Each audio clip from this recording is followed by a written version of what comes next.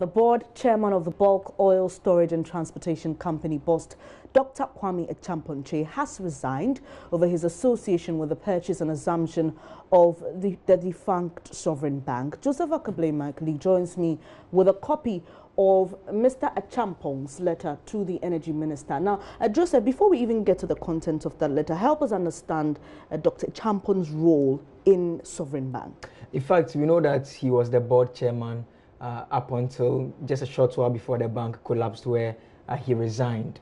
And he has been explaining already, his lawyers have talked, saying that it was because of certain things that were happening at the bank that he felt were not in his interest. So he was right with the bank right from its inception. He became its board chairman when they got a license to operate, and resigned just before the collapse of the bank. And you know that with the banking crisis that have come up, that is one of the bank that was taken over by the consolidated bank that was formed by government. Interesting. So Joseph, let's get to the details of that particular letter JoyNews has cited. What are the reasons he gives for his resignation?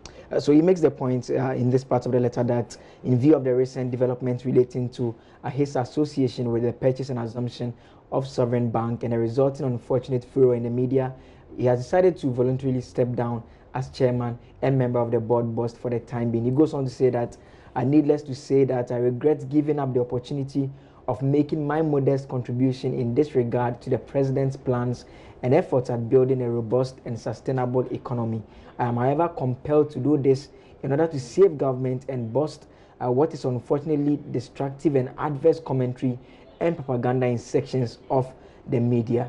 He concludes by saying that, this is no admission that he is complicit in whatever led to the collapse of these banks with his resignation.